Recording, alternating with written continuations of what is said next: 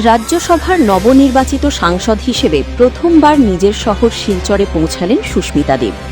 বিজেপিতে যোগদানের পর পশ্চিমবঙ্গ থেকে রাজ্যসভায় নির্বাচিত হওয়ার পর শনিবার তিনি শিলচর বিজেপি জেলা কার্যালয়ে যান।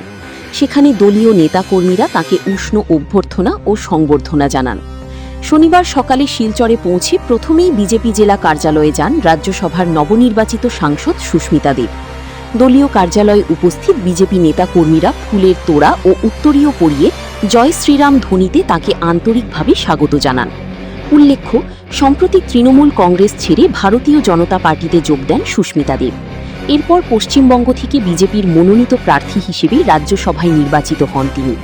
সাংসদ নির্বাচিত হওয়ার পর এদিনই প্রথমবার নিজের জন্মশহর শিলচরে এসে দলীয় নেতাকর্মীদের সঙ্গে সাক্ষাৎ করেন। দলীয় কার্যালয়ে নেতাকর্মীদের শুভেচ্ছা গ্রহণের পাশাপাশি বিভিন্ন সাংগঠনিক বিষয় নিয়েও আলোচনা করেন সুস্মিতা দেব। অনুষ্ঠানে উপস্থিত ছিলেন মন্ত্রী কৌশিক রায়, রাজ্যসভা সাংসদ কনাদ পুরকায়স্থ, শিলচরের সাংসদ পরিমল শুক্লবৈদ্য, বিধায়ক রাজদীপ রায়, প্রাক্তন বিধায়ক দীপায়ন চক্রবর্তী, নিহার রঞ্জন দাস সহ দলীয় কর্মীরা। প্রথমে আমি জেলার প্রত্যেক অফিস বেয়ারকে আর মঞ্চে উপস্থিত যারা নেতৃবৃন্দ রয়েছে, আমার সামনে যারা বিজেপির কর্মীরা রয়েছে, আমি অন্তরের অন্তঃস্থল থেকে ধন্যবাদ জানাচ্ছি। আজকে আমি প্রথমবার জেলা অফিসে পা রেখেছি, কিন্তু মনে হলো না যে এরকম একটা দফতরে এসেছি যেখানে আমার ভবিষ্যতে হয়তো আরো ভালোবাসা বাড়বে আপনাদের আমার মধ্যে। এবং গুরুত্বপূর্ণ কথা হলো যে একটা দল সত্যি বলতে গেলে একটা পরিবারের মতো হয়, এবং আপনারা যখন মাঠে যাবেন, যেটা রূপম সাহা সদ্য সভাপতি বলেছেন, বিভিন্ন প্রশ্নের সম্মুখীন কিন্তু আপনারা হবেন। যে এত দশক থেকে আমরা কিন্তু রাজনৈতিকভাবে একজন আরেকজনের বিরোধিতা করেছি। এটা অস্বীকার করলে আমার মনে হয় সঠিক হবে না। তো এই মন পরিবর্তনটা কেন হলো, এই প্রশ্নটা নিশ্চয় আপনাদের ভিতরে উঠে আসছে যে সুস্মিতা দেবের মন পরিবর্তন কেন হলো।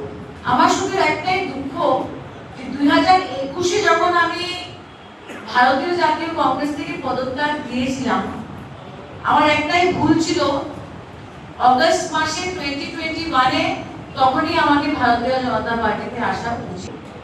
আমি 5টা বছর সর্বভারতীয় তৃণমূল কংগ্রেসে মেম্বারশিপ নিয়ে প্রচুর চেষ্টা করেছি কাজ করার, কিন্তু এটা স্পষ্ট হয়ে গেছে যারা বলে যে বিচারধারা কি লড়াই হ্যাঁ, আমাদের শুনি পার্লামেন্টে টিভিতে কি বিচারধারা কি লড়াই হ্যাঁ, তবে আমি বলবো যে আমরা নর্থ ইস্টার্ন স্টেটসের দিকে তাকাই, নর্থ ইন্ডিয়ার দিকে তাকাই, বা এখন আমরা বলতেই পারি যে সাউথের দিকেও যখন আমরা তাকিয়ে দেখি, এটার মধ্যে কোনো দুমত নেই যে ভারতীয় জনতা পার্টির যে আদর্শ বা আইডিওলজি আছে, বা আরএসএস এর যে আদর্শ আইডিওলজি আছে, প্রধানমন্ত্রী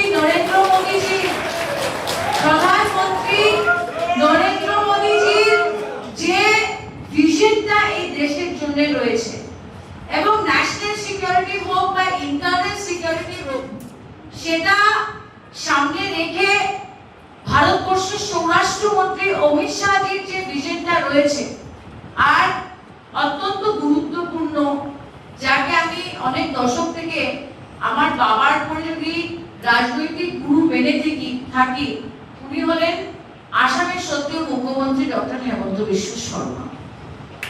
এই আইডিওলজি, এই আদর্শ, এই ভিশনটার গ্রহণযোগ্যতা আজকে কাশ্মীর থেকে কন্যাকুমারী আর মণিপুর থেকে গুজরাট পর্যন্ত কিন্তু গ্রহণযোগ্যতা পাচ্ছে, এটা অস্বীকার করলে চলবে না। অনেকে বলেন যে আপনি আইডিওলজিক্যাল সামারসল্ট কেন মারলেন। আপনারা যখন মাঠে যাবেন, মানুষ কিন্তু আপনাদেরকে জিজ্ঞেস করবে যে কি হলো, সুস্মিতা দেবকে তোমরা গ্রহণ করলেন, কি যুবমোর্চার প্রেসিডেন্ট ঠিক করেছি।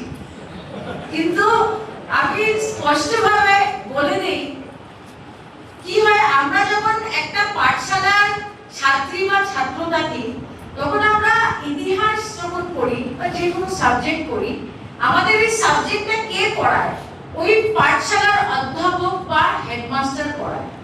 তো আমি যে পাঠশালার ছাত্রী ছিলাম স্টুডেন্ট লাইফ থেকে, সেই পাঠশালার নাম ছিল ভারতীয় জাতীয় কংগ্রেস এবং তারপরে সর্বভারতীয় তৃণমূল কংগ্রেস। তো সেই পাঠশালার হেডমাস্টার আমাকে বুঝিয়েছে যে বিজেপির আইডিওলজি কি আর আরএসএস এর আইডিওলজিটা কি। কিন্তু ভারতীয় জনতা পার্টিতে জয়েন করার আগে 9 জুলাই আমি কিন্তু আমার ইস্তেফাটা দিয়েছিলাম 9 জুন বা 10 জুনে দিয়েছিলাম। এক মাস যেরকম কম্পিউটারের হার্ড ডিস্কে রিবুট করা হয়, আমি আজকে রূপমদাকে ধন্যবাদ জানাচ্ছি, আমাকে দুটো বই দিয়েছেন, এটা পড়তে হবে। কিন্তু এছাড়া ভূপেন্দ্র যাদবজি মাননীয় মন্ত্রী এবং পশ্চিমবঙ্গের যিনি দায়িত্বে ছিলেন, উনি আমাকে একটা বই গিফট করেছিলেন যখন প্রথমবার দেখা করব। সো যেভাবে কম্পিউটার রিবুট হয় আমাকে নতুন করে শিখতে হয়েছে, কারণ আগে যে চশমা পরে আমি বিজেপির দিকে তাকিয়েছি বা বিজেপির আইডিওলজির দিকে তাকিয়েছি বা আরএসএস এর অ্যাক্টিভিটির দিকে তাকিয়েছি, সেটা কিন্তু ওই পাঠশালার হেডমাস্টার আমাকে শিখিয়েছে। কিন্তু এটা আমি অস্বীকার করবো না, আজকে আপনাদের মধ্যে দাঁড়িয়ে যদি আমি বলি যে আমি সব শিখে নিয়েছি, আমি আরএসএস এর হিস্ট্রি ইতিহাস সব জানি বা বিজেপির ব্যাপারে সব শিখে নিয়েছি, এটা বলা সঠিক হবে না। আমার ধারণা যে আগামী দিনে আপনাদের সঙ্গে যখন কাঁধে কাঁধ মিলিয়ে কাজ করব, হাতে হাত মিলিয়ে কাজ করব, আপনাদের কাছ থেকে আমার অনেক কিছু শেখার আছে, সেটা আমি মাথা পেতে নিশ্চয়ই শিখব। একটা কথা বলবো যে আমি যতই আজকে এখানে ভাষণ দিই, আমার গ্রহণযোগ্যতা আপনাদের মধ্যে বাড়াবার জন্য একটু সময় লাগবে, কারণ প্রতিদ্বন্দ্বিতা হয়েছে 3 দশক।